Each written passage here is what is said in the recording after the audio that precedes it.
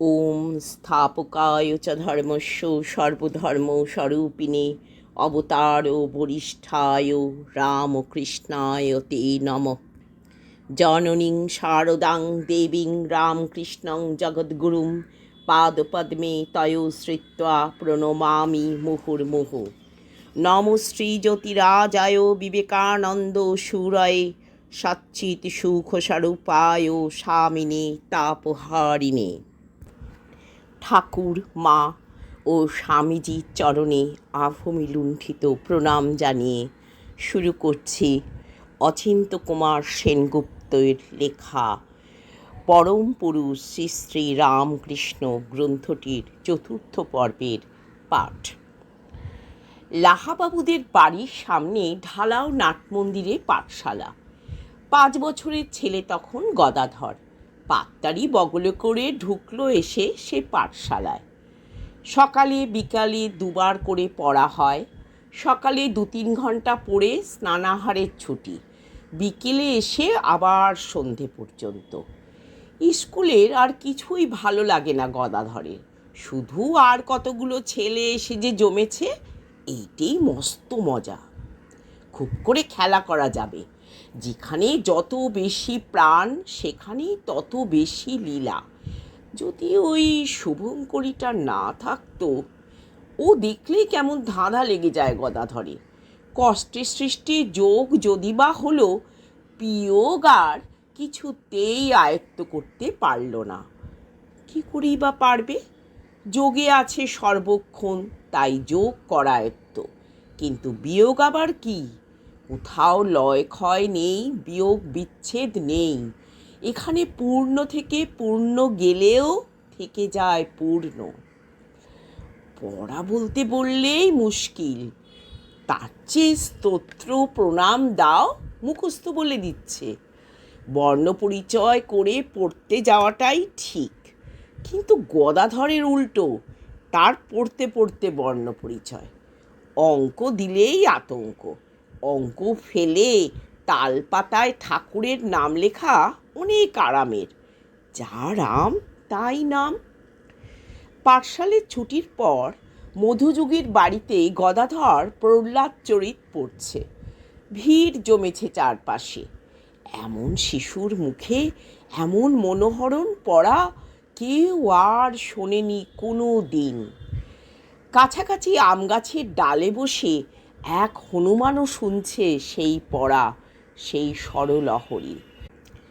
হঠাৎ সেই হনুমান এক লাফে নেমে এলো গাছ থেকে, শিশুর কাছাকাছি এসে তার পা ধরে বসে পড়ল। গদাধর বিন্দুমাত্র ভয় পেল না, বরং হনুমানের মাথায় দিব্যি হাত ঠেকিয়ে আশীর্বাদ করলে। হনুমান যেন চিনতে পেরেছে রামচন্দ্রকে। প্রণামের বিনিময়ে আশীর্বাদ নিয়ে এক লাফে আবার নিজের জায়গায় চলে গেল। তেমনি গোচারণের মাঠে গিয়ে গদাধর ব্রজের রাখাল হয়ে যাচ্ছে। সঙ্গে জুটছে সব শেথোরা, কেউ হচ্ছে সুবল, কেউ শ্রীদাম, কেউ কেউ বা দাম বসুদাম। আর যে গদাধর, সেই তো বংশীধর। চড়ে চড়ে কাছে আসে গোধন, আপন হাতে ঘাস ছিঁড়ে ছিঁড়ে খাওয়ায়। কখনো বা লাফিয়ে লাফিয়ে দোল খায় গাছের ডালে, কখনো বা পাড়ে কাপড় ছেড়ে রেখে ঝাঁপিয়ে পড়ে পুকুরে। কোচরে করে মুড়ি খায়, খেতে খেতে নাচে হাসে। একদিন তেমনই বারুজ্জে বাগানের মাঠে গরু চড়াচ্ছে সকলে। হঠাৎ গদাধর বললে, আয় সবাই মিলে আজ মাথুর গান গাই। গাইবি? সবাই এক বাক্যে রাজি। গাছের তলায় যাত্রা আরম্ভ হয়ে গেল। আজ কৃষ্ণ নেই, আজ রাধিকা, আজ কৃষ্ণকান্ত বিরোহিণী। কৃষ্ণ দেখেছিস এতদিন, আজ দেখ রাই কমলিনীকে। মাথুর বিরহের গান ধরল গদাধর। সৃষ্টির মহামৌনের মাঝে যে শাশ্বত কান্না প্রচ্ছন্ন হয়ে আছে, আপন হৃদয় নিংড়ে তা উৎসারিত করে দিল।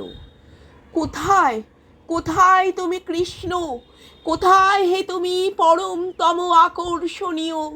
কবে আমার এই ক্ষুদ্র স্ফুলিঙ্গ মিলবে গিয়ে তোমার নির্বিকল্প নির্বাণহীনতায়? গাইতে গাইতে আচ্ছন্ন হয়ে পড়ল গদাধর। বাহ্য চৈতন্য রইল না, সে তোরা অস্থির হয়ে পড়ল। ওরে গদাই, কি হলো তোর? কেন এমন করছিস? চোখ চা। কেউ গায়ে ঠেলা দেয়, কেউ চোখে মুখে জল ছিটোয়, কেউ বা কি করবে বুঝতে না পেরে কাঁদে। কি একজন হঠাৎ কানের কাছে মুখ এনে বলে, কৃষ্ণ কৃষ্ণ, হরে কৃষ্ণ। যে নামে অজ্ঞান, সেই নামেই আবার জ্ঞান।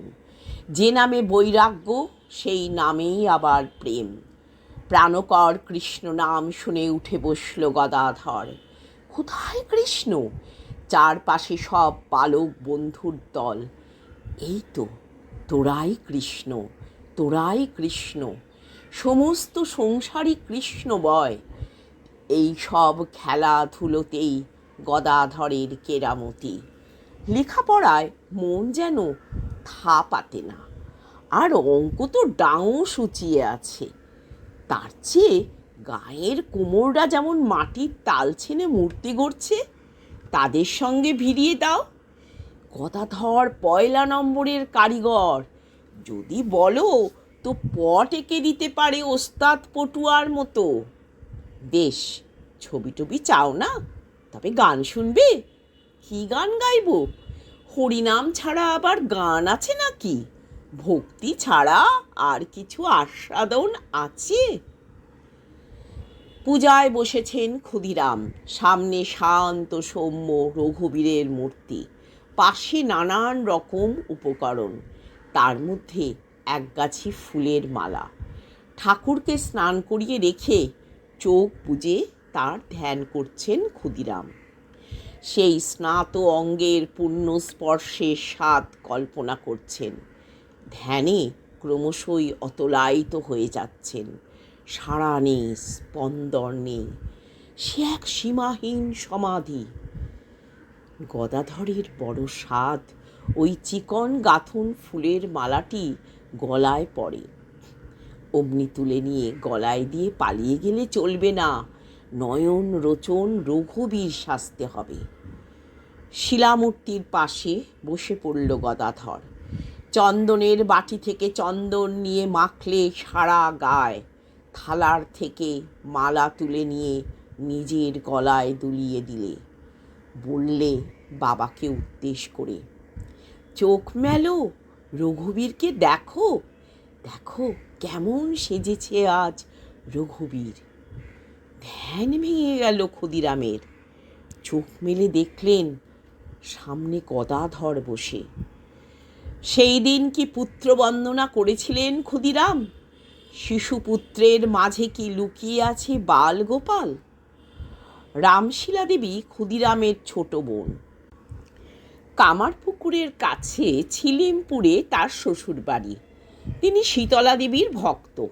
মাঝে মাঝে তার উপরে শীতলা দেবীর আবেশ হতো। তখন তিনি একেবারে অন্যরকম হয়ে যেতেন। একদিন ভাইয়ের বাড়িতে এসেছেন রামশিলা। এসেই আবার অমনি শীতলা দেবীর আবেশ হয়েছে। সবাই ভয়ে তটস্থ। কি করে কি হবে কিছু বুঝতে পারছেন না। কিন্তু গদাধরের এক রত্তি ভয় নেই। খুঁটে খুঁটে দেখছে পিসিমার ভাব, যাকে এরা বলছেন ভাবান্তর। চমৎকার অবস্থা তো, যেন অন্য কোথাও দেশ বেড়াতে যাওয়া। কে যেন দিব্যি ঘাড়ে ধরে 3 ভুবন ঘুরিয়ে নিয়ে বেড়াচ্ছে। সবাই ত্রস্ত ব্যস্ত। কিন্তু গদাধর প্রসন্ন মুখে বলছে, পিসিমার ঘাড়ে যে আছে সে যদি আমার ঘাড়ে চাপে তো বেশ হয়। সেদিন কি সেই তবে প্রথম ঘাড়ে চাপল গদাধরের? 6 বছরের ছেলে ধান খেতে সরু আল ধরে ধরে চলেছে নিরুদ্দেশের মতো। কোচরে মুড়ি, তাই তুলে তুলে চিবুচ্ছে থেকে থেকে। হঠাৎ কি মনে হলো, আকাশের দিকে তাকালো একবার গদাধর। আকাশ তো আকাশই, শুধু তাকানোর মাঝেই তাৎপর্য। গদাধর দেখল এক বিশালকায় কালো মেঘ আকাশে ছড়িয়ে পড়ছে এক প্রান্ত থেকে আরেক প্রান্ত পর্যন্ত। কি দিব্য মহিমা এই মেঘমণ্ডিত আকাশে! চোখ আর ফেরে না গদাধরের। হঠাৎ এক ঝাঁক সাদা বক সেই কালো মেঘের গা ঘেঁষে উড়ে গেল দূরান্তরে। গদাধরের সারা গায়ে শিহরণ লাগল। এই অপূর্ব অনির্বাচ্য সৌন্দর্য কে পরিবেশন করল? কৃষ্ণিমার সঙ্গে এই শুভ্রতার যোগাযোগ, এই দিব্য কাব্য কার রচনা? হঠাৎ তার প্রতি গদাধরের প্রাণ মন উড়ে চলল পাখা মেলে। দেহ পিঞ্জর লুটিয়ে পড়ল মাটিতে। চোখ মেলে চেয়ে দেখল বাড়িতে শুয়ে আছে। কে তাকে কখন কুড়িয়ে নিয়ে এসেছে মাঠ থেকে, কে জানে। গদাধরের মোটে 7 বছর বয়স। ক্ষুদিরাম মারা গেলেন। গিয়েছিলেন ভাগ্নে রামচাঁদের বাড়িতে ছিলিমপুরে, মহাপূজার কাছাকাছি। কিন্তু মনে সুখ নেই, কেননা সঙ্গে গদাধর নেই। ইচ্ছে ছিল সঙ্গে নিয়ে আসেন, কিন্তু ছেলেকে দূরে পাঠিয়ে চন্দ্রমণি বা কী করে থাকবে? ও যে কটাক্ষে স্থিতি, আবার কটাক্ষেই প্রলয়। ছিলিমপুরে এসে দিন কয়েক পরেই অসুখে পড়লেন ক্ষুদিরাম। বাড়াবাড়ি অসুখ, তবু পুজোর আনন্দ ম্লান হতে দেবেন না। ষষ্ঠী গেল, সপ্তমী গেল, অষ্টমী গেল, নবমী বুঝি আর যায় না। কাতর চোখে তাকালেন একবার প্রতিমার আয়ত চোখের কোমল করুণার দিকে। নবমীও কেটে গেল। দশমীর সন্ধে প্রতিমা বিসর্জনের পর রামচাঁদ দেখলেন ক্ষুদিরাম তখনও বেঁচে আছেন, কিন্তু সময় বড় সংক্ষিপ্ত। চোখের দৃষ্টি যেন প্রতিমারই পথ ধরেছে। ডাকলেন, মামা। সাড়া নেই, শব্দ নেই। ক্ষুদিরাম নির্বাক। সে কি, মৃত্যুকালে নাম করবেন না? জিহ্বা আড়ষ্ট হয়ে যাবে, নামবে বিস্মৃতির বিভ্রান্তি। এতদিনের অভ্যাস যোগ আজ কোনো কাজে আসবে না। সমস্ত যজ্ঞের শ্রেষ্ঠ হচ্ছে জপ যজ্ঞ। তাই ঠাকুর বলতেন, রাত দিন জপ করবি, তাহলেই অভ্যাস বসে মৃত্যুকালে ঈশ্বর চিন্তা আসবে। মৃত্যুকালে যা ভাববি তাই হবি। ভরত রাজা হরিণ করে শোকে প্রাণত্যাগ করেছিল, তাই তার হরিণ হয়ে জন্মাতে হলো। মৃত্যুকালে যদি হরিনাম করতে পারিস, তাহলেই সন্ধান পাবি ঈশ্বরের। মামা, রঘুবীরকে ভুলে গেলেন? রামচাঁদের চোখ জলে ভরে এলো। এত যার নাম করতেন, সে আপনাকে আজ পরিত্যাগ করল? কে? রামচাঁদ। আচ্ছন্ন চোখ মেলে তাকালেন ক্ষুদিরাম। বিসর্জন হয়ে গেছে? আমাকে একবার তবে বসিয়ে দাও, ধরাধরি করে। বসিয়ে দেওয়া হলো। শুয়ে শুয়ে নাম করব না, পূজার ভঙ্গিতে বসে নাম করব। সে নাম কি ভুলে যেতে পারি? সে আমার কণ্ঠের মধ্যে স্বর, মস্তিষ্কের মধ্যে স্মৃতি, রক্তের মধ্যে চেতনা। সে আমার নিঃশ্বাস বায়ু, আমার নিস্তার নৌকা। জ্ঞানে গাঢ় গম্ভীর সে স্বর। ক্ষুদিরাম রঘুবীরের নাম করলেন 3 বার।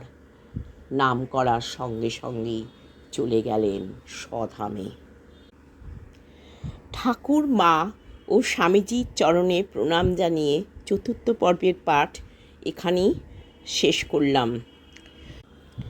আমার এই প্রচেষ্টাটি ভালো লাগলে লাইক করবেন, আর যদি সবার মধ্যে ছড়িয়ে দিতে চান তাহলে শেয়ার করবেন, আর একান্তই নিজের করে রাখতে চাইলে অবশ্যই সাবস্ক্রাইব করবেন। নমস্কার।